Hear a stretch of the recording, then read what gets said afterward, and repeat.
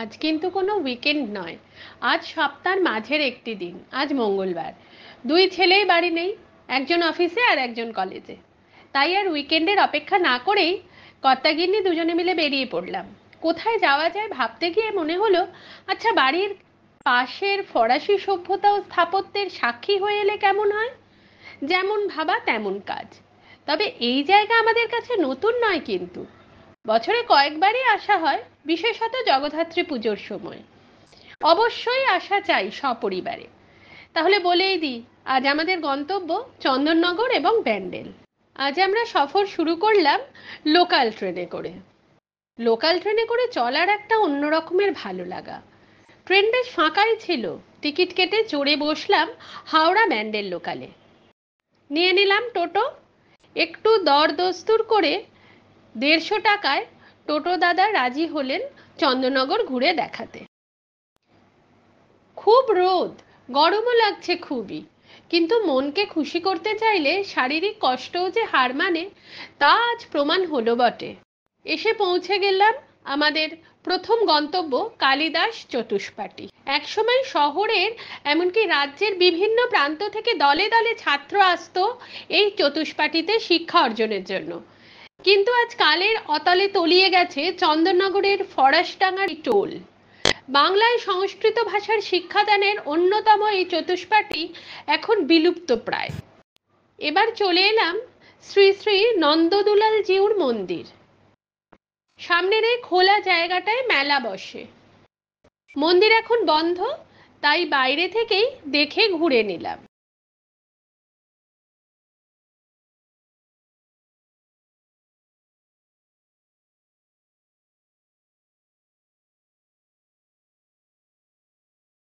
পুজোর সময়সূচি দেওয়া রয়েছে। বাল্যভোগ সকাল 7টা থেকে 7:30টার মধ্যে, অন্নভোগ 9:30 থেকে 10টার মধ্যে, আর সন্ধ্যারতি সন্ধে 7টা থেকে 7:30টার মধ্যে।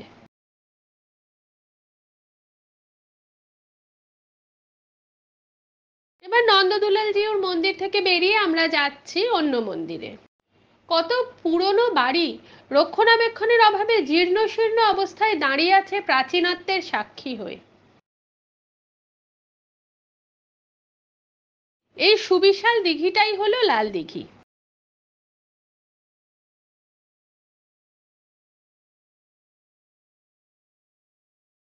আমরা হসপিটাল মোড় থেকে ডান দিকে ঘুরে গেলাম।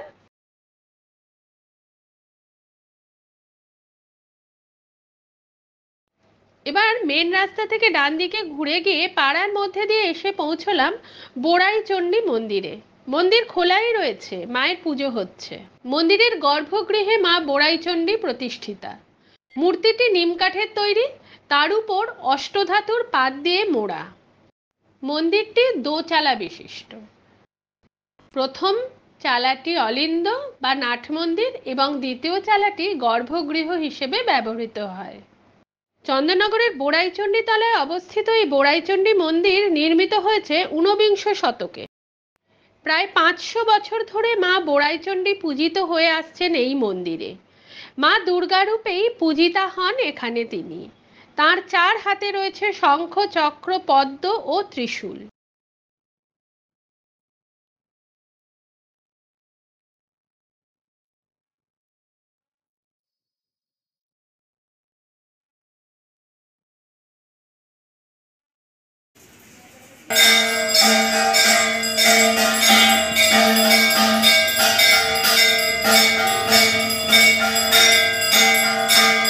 বোড়াইচণ্ডী মন্দির, তার পাশেই রয়েছে মহাদেবের মন্দির।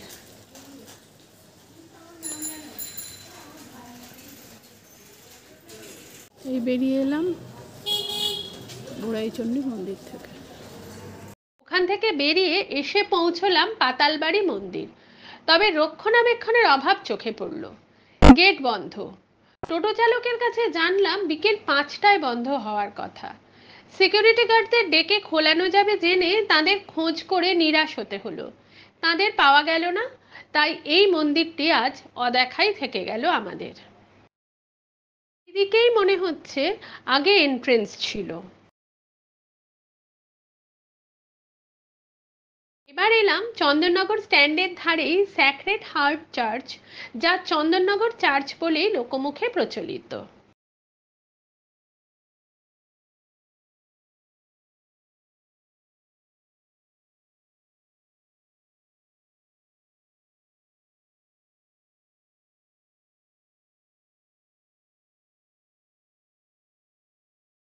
চার্চের দরজা এখন বন্ধ, আবার বিকেল 5টায় খুলবে, 7টা পর্যন্ত খোলা।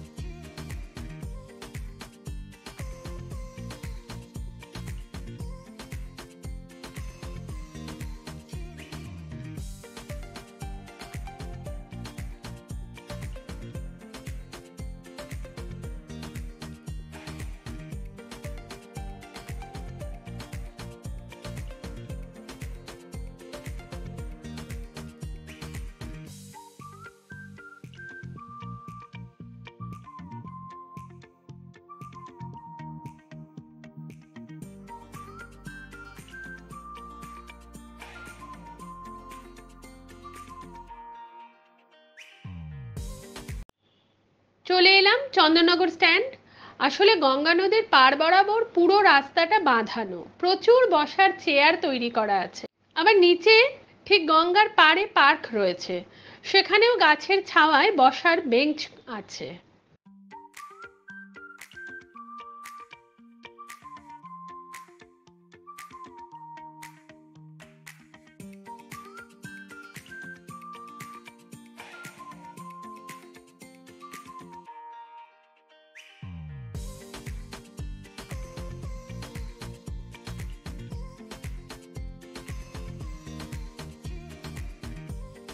স্ট্যান্ডের একধারে গঙ্গা আর রাস্তার অপর ফুটে কলেজ, রবীন্দ্রভবন। রবীন্দ্রভবনের গায়েই সরকারি গেস্ট হাউস।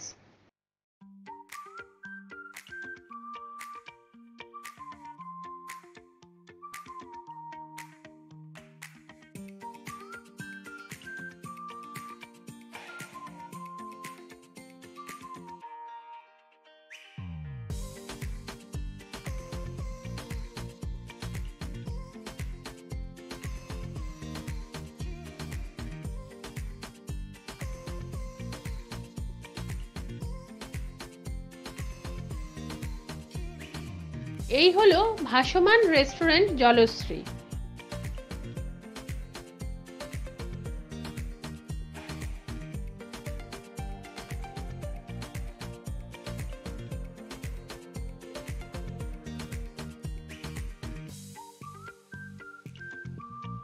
এটাই সেই গঙ্গার ঘাট, যা রানীর ঘাট নামেই পরিচিত। এই রানীর ঘাটের মুখেই একটি মন্দির চোখে পড়ল। মূল প্রবেশদ্বার বন্ধ থাকলেও মায়ের দর্শন পাওয়া গেল। ঘাটের পাশেই জগদ্ধাত্রী ঠাকুর বিসর্জনের জন্য স্লোপিং করা আছে। গন্তব্য এখন চন্দননগর স্টেশন, আর সেখান থেকে ট্রেন ধরে পরের গন্তব্য ব্যান্ডেল। এসে পৌঁছে গেলাম ব্যান্ডেল স্টেশনে। এই যে ব্যান্ডেল জাংশন, এটা টিকিট কাউন্টার। এর পাশ থেকেই ওইখানে ছাড়ছে অটো, ওখান থেকে অটো নিয়ে যাচ্ছি ব্যান্ডেল চার্চ।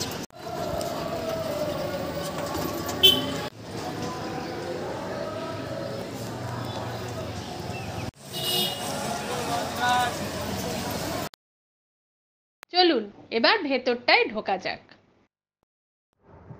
ব্যান্ডেল চার্চ পশ্চিমবঙ্গের প্রাচীনতম গির্জাগুলির মধ্যে একটি। এই গির্জার পোশাকি নাম the basilica of the Holi রোজারি। 1660 খ্রিস্টাব্দ নাগাদ এই গির্জাটি মেরি মাতাকে উৎসর্গ করা হয়েছিল। 1579 খ্রিস্টাব্দে পর্তুগিজেরা হুগলি নদীর তীরে একটি বন্দর ও দুর্গ নির্মাণ করে।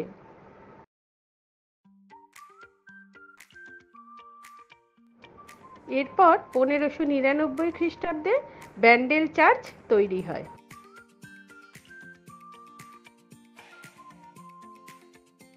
1632 খ্রিস্টাব্দে মুরেরা হুগলি আক্রমণ করলে প্রথমে গির্জাটি ভস্মীভূত হয়। এরপর 1660 খ্রিস্টাব্দে গোমেজ দে সোতো একটি নতুন গির্জা নির্মাণ করেন। মঠের পূর্ব দ্বারে এখনও পুরনো গির্জার কিস্টোন বা ভিত্তিপ্রস্তরটি দেখা যায়।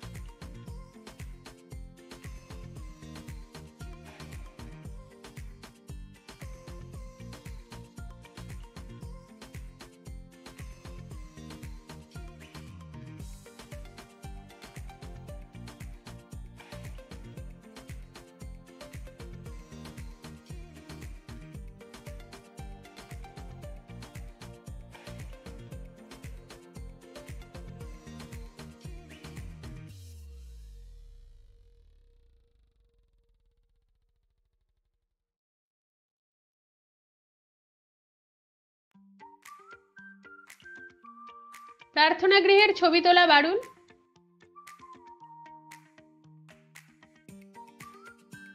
প্রার্থনা গৃহ থেকে বেরিয়ে এইবার চলেছি ওপরের ছাদের দিকে।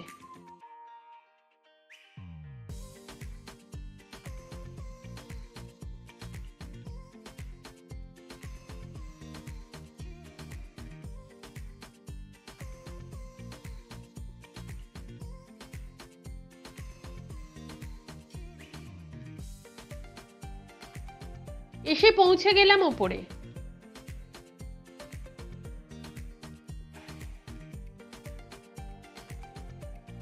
ওই যে ওইখানটায় আমরা ছিলাম একটু আগে।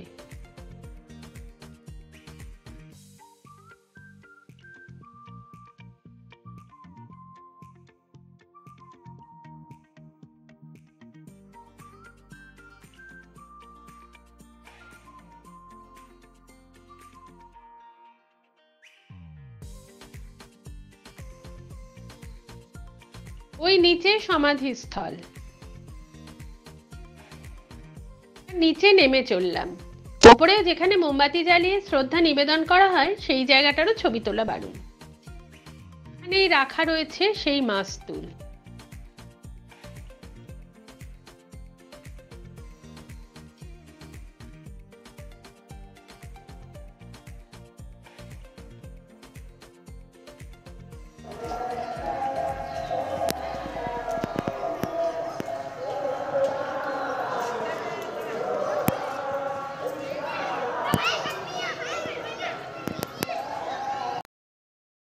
এই সেই ছাদ যেখান থেকে আপনাদের সমাধিস্থলটা দেখাচ্ছিলাম।